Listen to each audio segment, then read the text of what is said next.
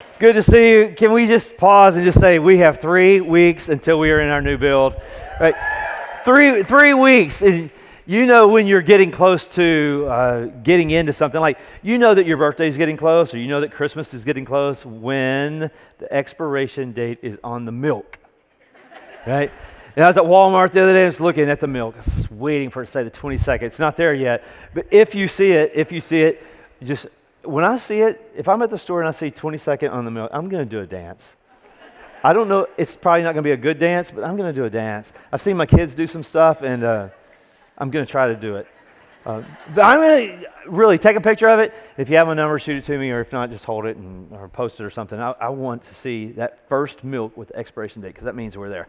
All right, so 4 weeks ago, we started a conversation about Paul, and today I have 2 objectives, and here are the 2 simple objectives that I want to look at. I want to look at what was Paul's life like 10 to 13 years after he encountered Jesus on the road to Damascus, just those 13 years. What was his life like? What did it include? What were his travels? And then the second thing I want us to do is I want us to look at the book of Acts, which Luke wrote, the book of Acts, and see how Acts integrates with the letters of Paul. So let's look at Luke's recording of events, and let's see how it integrates with how Paul writes about his letters. Now let me go back, because sometimes we talk about we're going to study the life of Paul, and if you've been here the past 3 weeks, then you know who we're talking about. But sometimes we just assume that people who come to church, that people in church know who you're talking about. Like, we're going to talk about Paul, and everybody knows who Paul is. And it's like we make these wide assumptions that everybody knows what Bible language is, Bible personalities, Bible geography. Someone say, Paul who? Paul Revere? Y'all studying Paul Revere? Pope John Paul. Oh, they're Catholic. Pope John Paul, or Paul McCartney. Let's get on with that one. Let's learn. No, we're talking about Paul, the persecutor of the church, who eventually turned follower of Jesus. Paul is a faithful Israelite. We say he's a faithful Jew. He is devoted to the God of Israel. That God's name is Yahweh, and he is zealous for the traditions of his ancestors. That means that his ancestors, the people in the Old Testament, would have been his heroes. Just like you have heroes you want to mimic your life after. He would have wanted to be like Moses, Abraham, Isaac, Jacob, David, Elijah, Elisha. He was zealous for the traditions of his ancestors. He's probably about 31, 32 years old, and while he's in Jerusalem, there's a movement happening there, and he's not happy with this movement. The movement is called The Way, and it revolves around a person named Jesus that they're saying is the Son of God. And so out of his religious zeal, he's going to do everything he can do to stop this movement. While he's en route to stop the movement, he has this radical encounter with Jesus himself. He turns his life over to Jesus, and he receives a calling to actually preach, to start churches, to share faith, share the good news of this person now that he just experienced. He went from persecuting Christians to actually being very passionate about Jesus Christ and starting churches. He loved God. He didn't turn in his Jewishness. He remained that. He just felt like he was now complete. But he loved God, and he hated Jesus, and now he loves God, and now he believes Jesus is the Son of God after his personal encounter with Jesus. So let's just I want to take a time out to say, look, we look at the Apostle Paul's life. Do not underestimate what God can do in your life. You say, God, not me. Or don't underestimate what God can do in your life. And never lose hope when you're praying for somebody else, like a coworker or a family member or a loved one. Don't lose hope that God can't reveal himself to the coworker or to your friend. It's pretty common. People pray and sometimes just get so weary and tired praying for the same person over, and you don't see any progress or results. But let Paul be an example to you. Don't underestimate what God can do in you and how he can reveal himself to others. So after Paul's encounter with Jesus, he has his traveling companions. They take him to Judas's house, which is in Damascus. Paul can't see for 3 days. He doesn't eat or drink for 3 days. On the other side of town, there's a man by the name of Ananias. God appears to him in a vision and says, Ananias, I want you to go to Judas's house. There's a man by the name of Paul there. I want you to lay hands on him. And I was like, I'd like to lay hands on him. Like, put it around his neck. Lay hands on him. And he's encountered me, basically. Ananias obeys, has great obedience, goes to Judas's house, prays for Paul. Paul, Saul are interchangeable. He receives his sight, and he's baptized. That's what Acts records. Now, this baptism for Paul is that he's going to go public to everybody and say, hey, I used to be an enemy of this person. Now I'm a follower. I'm a fan of this person. So I'm going public with a new identification. I have a new allegiance. And for some of you, that may be some of your next step, that you've accepted Christ as your Savior. You've turned your life over to Him. You haven't been baptized. That'll be coming up in a month or two. In the new build, you can be the first one in the new build to be baptized. Wouldn't that be incredible? All right, so this is what happened just a few days after Paul had his experience with the risen Jesus. Now let's just go back. Can you remember what it was like a few days or a week after you turned your life over to Jesus? Or made a recommitment or rededication to Him? Can you remember? Can you go back and remember? Can you remember how light you felt? Like, whew, the burden was gone. Now I don't have to be the leader of my life. Do you remember the questions wondering, what next? Wow, especially if you were new to this. Like, what do I do next? What's my next step? Well, maybe I need to get a Bible. And then you went to the bookstore and then you lost your faith again because of so many choices of Bibles. You know what I'm talking about? Like, what translation do I get? What color? Do I want it leather bound? Do I want a commentary with it? And then you wonder, where do I start reading in the Bible? These are just some things that happen after someone comes to faith. You have these questions. But there's one thing that happens is that you have something inside of you want to share. You want to share that I've made a decision to go a different route, a different decision, a different way, and you want to share what Jesus has done for you, similar to the Samaritan lady. The Samaritan lady heard Jesus talk, went back home, and she told her friends, come see, come hear for yourself this man that told me everything about me.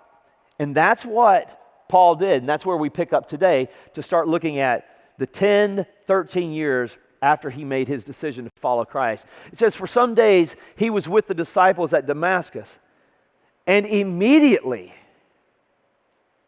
he proclaimed Jesus in the synagogue, saying, He is the Son of God, which would have been a strange message for him to deliver because just a few days and weeks earlier, he was saying, he wouldn't have said this, he wouldn't have believed this. All who heard him were amazed and said, is not this the man who made havoc in Jerusalem of those who called upon this name? Has he not come here for this purpose, to bring them bound before the chief priests? But Saul increased all the more in strength, and he confounded the Jews who lived in Damascus by proving that Jesus was the Christ. Now when it says what Jesus was the Christ, that means that Jesus was the Messiah. He is the person that the Old Testament prophets were talking about. And when many days had passed, the Jews plotted to kill him, but their plot became known to Saul. They were watching the gates day and night in order to kill him, but his disciples took him by night, let him down through an opening in the wall, lowering him in a basket.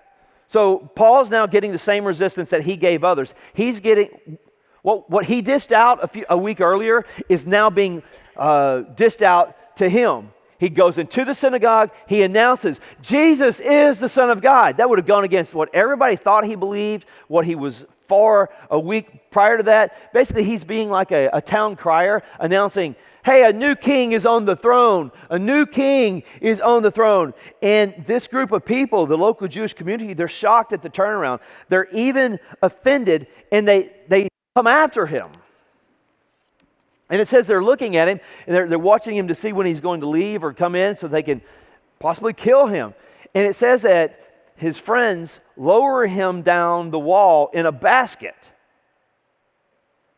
Now, look, when I'm reading stuff like this, so that I can get into the story, I try to read it with as many senses as possible. I try to see it. I try to watch it play out. Try to see Paul getting in a basket.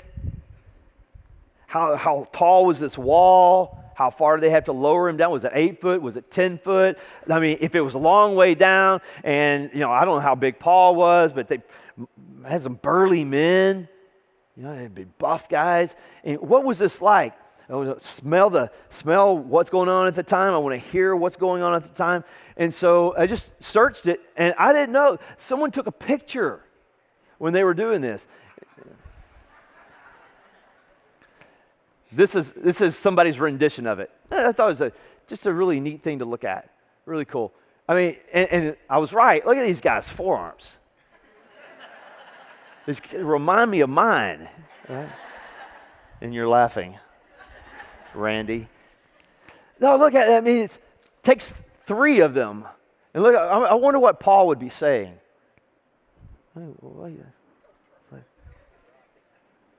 Don't drop me. I don't know. Don't drop me. I've already had, people are already after me. But here's where the story picks up. We just left off. It says, so he'd just been let down in a basket, and this is Luke writing. He's telling the history of the early church. He says, and when he had come to Jerusalem, meaning Paul attempted to join the disciples. The disciples aren't having it. They were all afraid of him, for they did not believe that he was a disciple. I mean, great men of faith, right? But Barnabas. Last week we had Ananias. Ananias heard God in a vision and went over to Judas's house, scared Paul, but Ananias did it. Now we have Barnabas stepping up. And by the way, all the way through your life, you're going to have people that God will send to encourage you. But Barnabas took him and brought him to the apostles and declared to them how on the road he had seen the Lord. The Lord spoke to him, and how at Damascus he had preached boldly in the name of Jesus. So he went in and out among them at Jerusalem, preaching boldly in the name of the Lord. And he spoke and disputed against the Hellenists. But they were seeking to kill him. Like Paul's like, I just got saved. Can you give me a break? You know, this isn't how things are supposed to go. I'm in Damascus. I share my testimony. People want to kill me. I go to Jerusalem. People want to kill me. And when the brothers learned this, meaning the disciples that he came in contact with, they brought him down to Caesarea, and they sent him off to Tarsus. Anybody remember Tarsus from the first week? That's his hometown. That's where he's raised. All right, so just a few questions for you, because I think this will help you in your studies when you're outside of here. This is teach a man how to fish. So what book are we getting our information from right now? Yeah, the book of Acts. So if you had to group in a genre, say what genre is the book of Acts? What type of material, writing, literature is it? It's history. That's right. Someone said it's history. So what Luke's trying to do, he's trying to give us a sweeping view, a large view of what happened in the early days of the church. Now, Luke is the writer. I just mentioned that. He wrote Acts. Luke has also written another book that precedes this book. There's Matthew, there's Mark, and there's Luke. That was his first book. Acts will be his second book that will follow it. And Luke right now, in chapter 9, is what we're doing, is we're just hearing from Luke about this person named Paul. Acts is a wide-angle lens. It's going to give a sweeping, a general view of this history. So for an example, just to give you an idea of what Acts will do, Acts is going to cover a large span of time quickly, right? It's just going to give you not a lot of details, just the generalities, so that you can have a chronological timeline. So I'm looking for some campsites to go to, like a vacation for our family in Arkansas. And so I Google state parks in Arkansas, and it gives me the entire state of Arkansas. And then it has all the pins where the state parks are. That's like the book of Acts. You're looking at a general view. You're way up here looking down on just on generalities. There's not a lot of specifics. There are some specifics, but there's not a lot of specifics. So here's how the rest of Luke progresses. Not Luke. This is how Luke progresses. I'm getting these two mixed up. This is how Luke writes the book of Acts, the rest of the book of Acts. Chapter 9, we just looked at, Paul has an encounter with Jesus. Then he has an encounter with Ananias. He goes into the synagogue. He announces Jesus is the Son of God. People aren't too happy. They're looking out for him. He has to escape in a basket out of Damascus. And then Luke says in chapter 9 of Acts that he goes then to Damascus.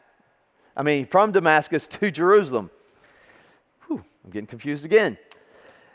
Acts 10 through 12, it talks about Peter. Doesn't talk about Paul. And then Acts 13 through 28, it goes back from Peter to Paul, and it talks about Paul traveling the world and how he's starting churches. It will divide it into 3 missionary journeys. One more example for you so you can understand how Luke is going to handle the movement of Paul around the world. So let's give an example. Let's just think that you go on a 2-week road trip, and you're going to travel for 2 weeks. You have your friends or family with you, and then when you get back, someone says, "Hey, what happened on your trip?" And this is how, if you were Luke and you're writing Acts, this is how you would respond. Well, I went to Louisiana, Mississippi, Alabama, Tennessee, Arkansas, Oklahoma, and back home. You may give a few details, like when I was in Oklahoma, this is what we ate, this is what we encountered, this is where we stayed, this is what we did some sightseeing, but you're just going to give a few details. That's how Luke approaches the book of Acts.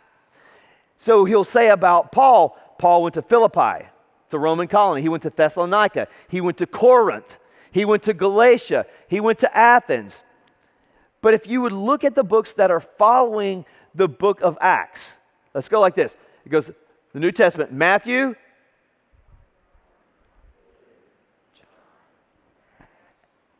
Romans. Well, what's Romans about? Now, Romans is a more detailed account of Paul's experience in Rome. Romans, 1st and 2nd Corinthians. Oh, he's writing to the people that lived in Corinth who are called Corinthians. And now he's writing about when he was there, and he's writing instruction. He's telling them it's a detailed account. And Luke is just concerned with giving a chronology of time. But what Paul is going to write, he's going to write, here's the instructions I gave these people while I was there. And here's the status of those people while I was there. And here's what was going on with their spiritual status. For example, in Acts 16, Luke is telling us, Paul goes to Philippi.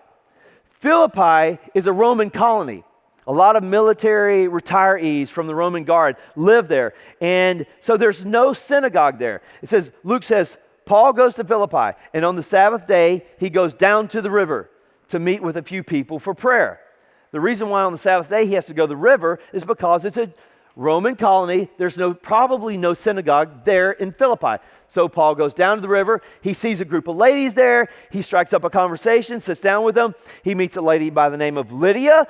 They find that they have a lot of things in common. They hit it off. Things go well. They get married. And then they have 3 children. And you're like, I didn't know this. It's not in the Bible. I made all that up.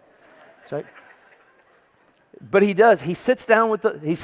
Lydia's there. They have a conversation. Lydia comes to faith, becomes a follower of Christ. And Lydia says, why don't you guys come over to our house? I think it would have been Paul, Timothy. I know Luke was there because he was recording that. And I think Silas was with him. And they go to her house. But it's also, Luke will tell us in Acts 16 that there was a girl traveling behind Saul and was saying, these are men of God. They worship the true God. And Saul got tired of it and turned around, and it was one that predicted the future. He cast a demon out of her. You remember that story? And that landed Paul in prison. And then Paul and Silas are in prison at midnight, and what are they doing? Yeah, they're praising God. The reason why you know that is because Acts wrote about that. But it's still a very general account. And then while they're singing praises, there's an earthquake. Their chains fall off, and they're liberated free, and the jailer gets saved. But that's all you know about this trip that Paul took to Philippi. But if you would go, if you're reading, and I'm in Acts 16, and this is why I think it's important. That's why I'm saying, I hope this teaches a man to fish, and this gives some instruction. So I'm in Acts, and I'm reading. I'm going, okay, Paul makes a trip to Philippi. That's what Luke says, and it gives a little bit of information, not much, but a little bit. I wonder what it was like for Paul at Philippi. Oh, he wrote a letter to them. He called it the Philippians. And let's go read Philippians, and I'll get what you're going to get out of that is a very detailed account of when Paul was with them and now he's away from them and he's writing them again and he's sharing his heart with them. You're not just going to get details. You're going to get his heart. You're going to get some theology about where they're not doing things well and what they need to adjust and change. In fact, it's going to sound like this, because this is exactly how Paul starts that letter. He says, I thank my God in all of my remembrance of you, always in every prayer of mine for you all, making my prayer with joy because of your partnership. You're with me. Your partnership in the gospel from the first day until now. And I'm sure of this, and we mention this scripture quite often around here, that he who began a good work in you will bring it to completion at the day of Jesus Christ. He says, it's right for me to feel this way about you all because, listen to the emotion of this. It's right for me to feel this way about you because I hold you in my heart. Hold you in my heart. All you single ladies, this is a way that you can swoon your potential boyfriend. Driving down the road, your song comes on, I hold you in my heart. And you got to say it with some time, I hold you in my heart. I hold you in my heart.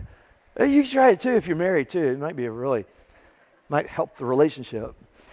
I hold you in my heart. You got to say it like that. I hold you in my heart. For you are all partakers with me of grace, both in my imprisonment and in the defense and confirmation of the gospel. For God is my witness, how I yearn for you all with the affection of Jesus Christ. All right, so let's just go. I want to go back to Acts 9. We just came out of Acts 9. That was just looking at the heart of Philippians.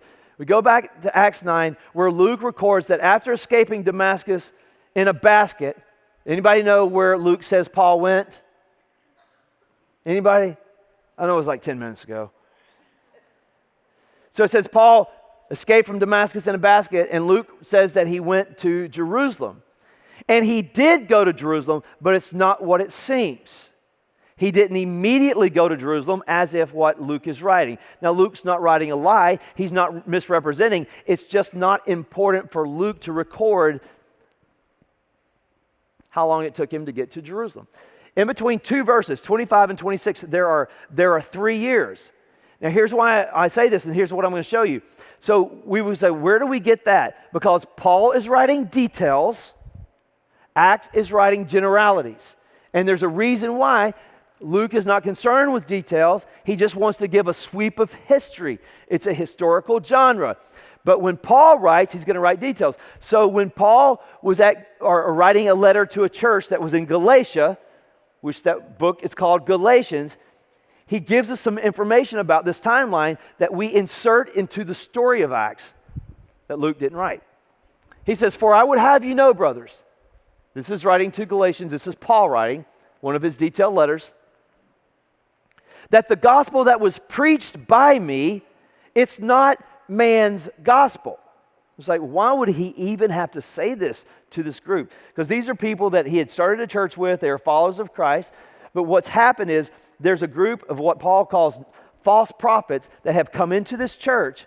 It would be like someone come into you and behind my back try to teach you something that I'm not teaching. And they would say, hey, you can't believe Reg. He's not credible.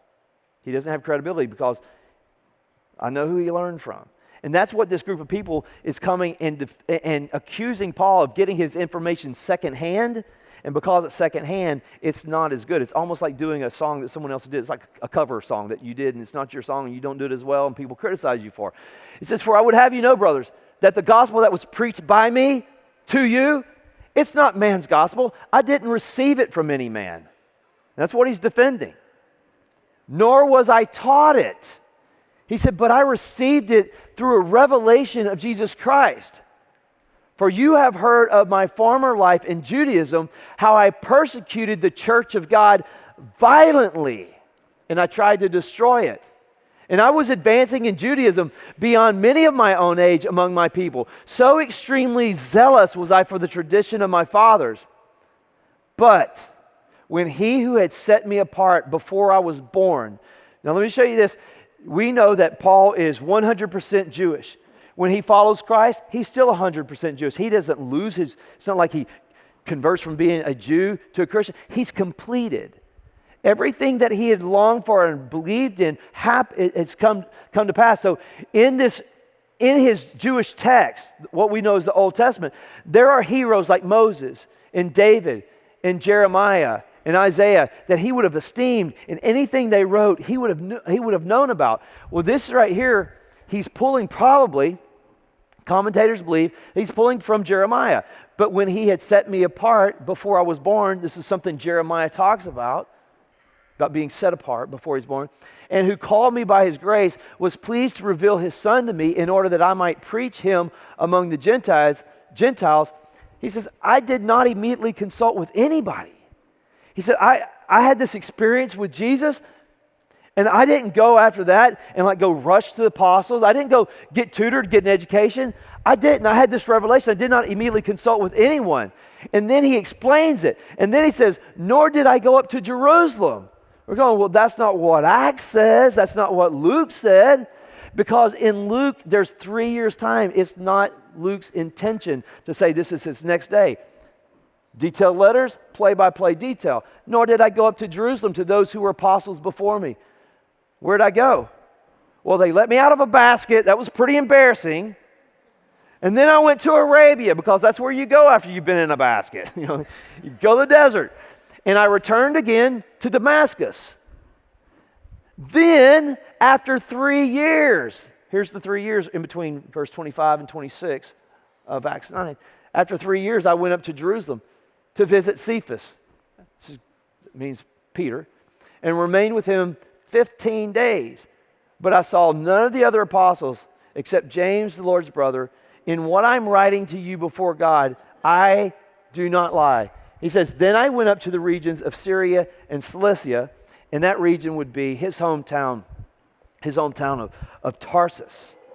So why did he go to Arabia? And I'm just going to give you speculation as to kind of close this out. So this comes from a New Testament scholar by the name of N.T. Wright. He's a genius. He is like one of the leading New Testament scholars today. He's phenomenal. He says that Arabia was a geographical area that was very large, and it included Mount Sinai. Mount Sinai is the mountain where Moses went up, and God came down and gave the law, the Ten Commandments, the law, the Torah to Moses. It's a place of revelation. It's the mountain shook, fire came down, thunder. It was just an incredible time when heaven meets earth. And N.T. Wright believes that Paul wanted to go back to the place where heaven touched earth, where there was new revelation. And Paul wanted to go back and hand in his old way and get a new commission. And from that point on, he would meet with God. And then he would go back, as we saw here, he would go back to Damascus. And he would stay in Damascus for 3 years until he got to be too hot to handle there again, and they would run him out of town, and then he went to Jerusalem. Okay, I think this is Acts 9. Oh, okay. We just missed it. That's all right. Let me read Acts 9. And when he had come to Jerusalem, we just read this, but I'm going to read it again. And when he had come to Jerusalem, he attempted to join the disciples. And when they were afraid of him, for they did not believe that he was a disciple, but Barnabas took him and brought him to the apostles and declared to them how on the road he had seen the Lord, who spoke to him, and how at Damascus he had preached boldly in the name of Jesus. So he went in and out among them at Jerusalem, preaching boldly in the name of the Lord. And he spoke and disputed against the Hellenists, but they were seeking to kill him. And when the brothers, this would be Peter and James, who he joined here, learned about this dispute, this struggle, they brought him down to Caesarea. It was a port city, and they sent him off to Tarsus. So 3 years back in Damascus, he comes back to Jerusalem. He spends 15 days with Peter. Can you imagine? 15 days, 2.5 weeks. Think of this. I want us to be able to try to understand the historical side of this. Him and Peter, and he got to see James, which was the Lord's brother, and know that James' brother didn't become a believer until after the resurrection. I mean, what would it take to convince you that your brother's the Son of God? Exactly. A resurrection. So he didn't become a believer until after the resurrection. Can you imagine Paul and Peter swapping stories? Paul's like, Peter, tell me about Jesus. You got to be with him. He was revealed to me. Peter said, man, Paul, I remember being in a boat. I was in a boat. Just told me to come out in the water, and I was so scared. I started walking on water. Paul's like, no way. That had to be so cool. Man, I took my eyes off Jesus and I sunk. Or, Paul, you never, I told him I'd never betray him. And there we are. I was in the moment and I was so scared that they were going to arrest me too. And they asked me if I knew him. I said no.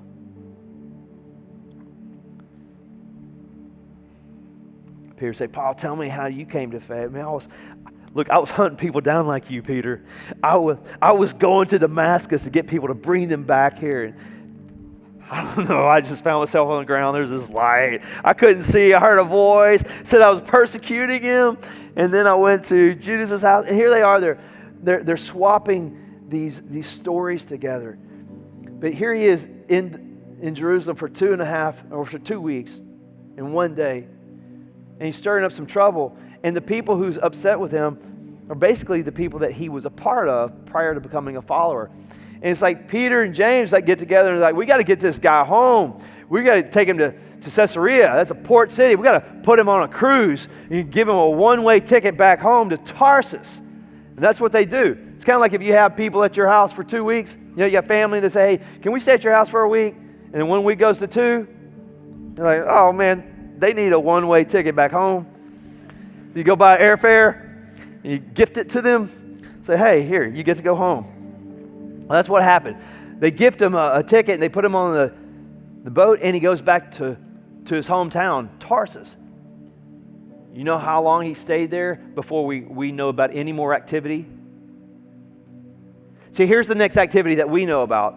Barnabas goes to Tarsus and says, Paul, we need you in Antioch.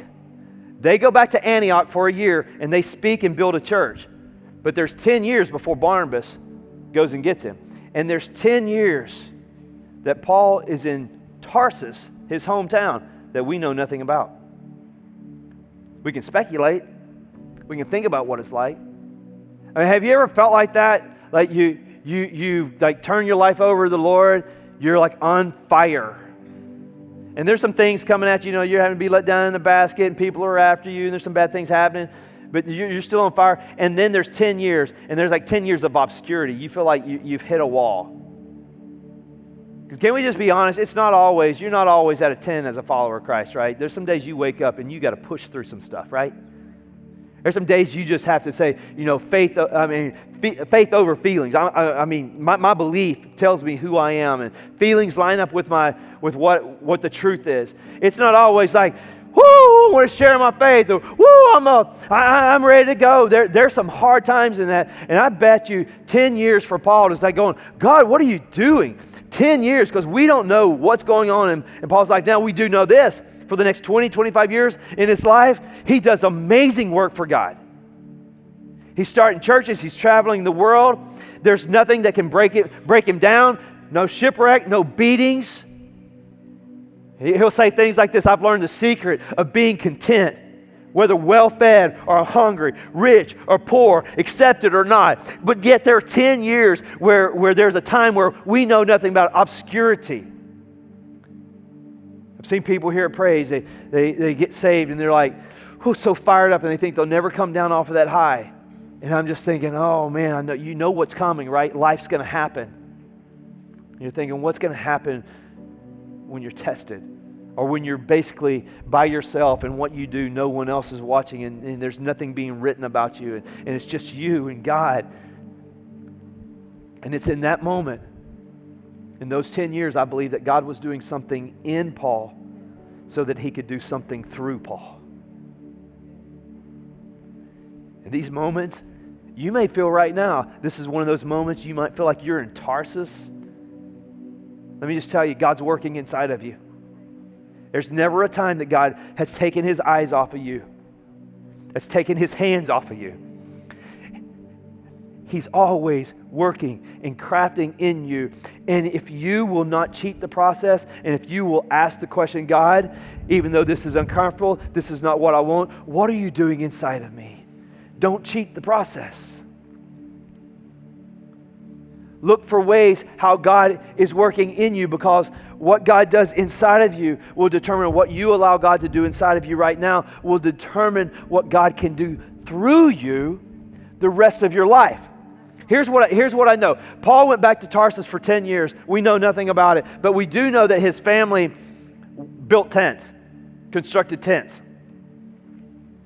Out of goat's hair, by the way. He would have been making tents, and Tarsus is a metropolitan city. It's a university city. It's a smart city. People go there to be educated. There's all types of different people there. It's weird. It's like Austin, right? Let's just keep it weird, and let's get smart and keep it weird, and just do whatever we want to do. And he's there, and he's making tents, and you sell tents to people who travel. That makes sense, right? That all just makes sense. You make tents, people who buy tents. We think pub tents, go camping. No, it's tents who have businesses, and they set their business out. And so Paul is having interaction with all types of people who have all types of philosophies and ideologies. So during those 10 years, he gets to have conversations about his faith and how they don't believe him and how he's wrong. So he gets to work on his thoughts. Most commentators believe that his family didn't accept his faith, his new faith. They were Jews. They were solid Jews. And so he goes back home. Hey, Dad, guess what? I'm a follower of Jesus. You get to look like, I'm so disgusted in you. Oh, no. You didn't do what, Paul? Even in that, God can work to let you know what it feels like for other people to be rejected by family. So that when he would go start churches and people would get saved and their family would disown them, I'm just saying, maybe Paul could go over there, put his arm around and say, I know exactly what it's like.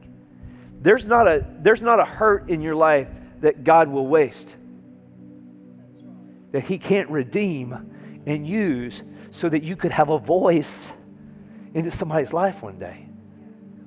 I know this. He would have spent many nights going over the Hebrew text of what he learned all of his life and saying, oh, there's Jesus. I didn't see Jesus then. That's where Jesus is in the text. That's what Isaiah was talking about. Oh, Jesus is the Messiah. And he had spent all of this time going through this so that when his time to come to plant, build, he would have been ready. So that when he walked into Athens, Greece, where all the people sat around and smoked cigars and drank coffee and went, that's interesting. And there were all these philosophers. He walked in there, he said, hey, that right there, the unknown God, let me tell you smart people who that unknown God is. And he begins to reason and logic with them. And the reason why he can is because he's already done it for 10 years. Your work right now, God can be working inside of you through your employment.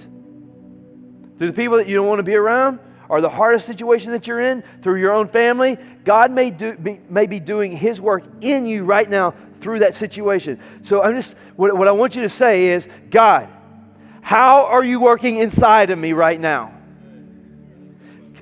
What are you doing? What are you crafting in me? So I'm having a difficult time with this person, but what are you trying to teach me that I will need later on? So I'm fighting with this sin. I'm fighting with discouragement, fighting with depression. I'm going through a separation or with a relationship or something. Okay, but God, what are you trying to do inside of me? Because I believe I'll allow you to do your work inside of me, then one day you can do your work through me, and I will be able to help others out, redeeming everything that's going on. The question is, God, what are you doing inside of me through this event right now? Amen? Could it be that in those 10 years, this is where Paul really thought about the scripture where he said, being confident of this, I don't know how this is going to work out. I've been here in Tarsus for 6 years. He who began a good work in me. Maybe that's when Paul thought, he'll be faithful to complete it. If he started it, he'll complete it.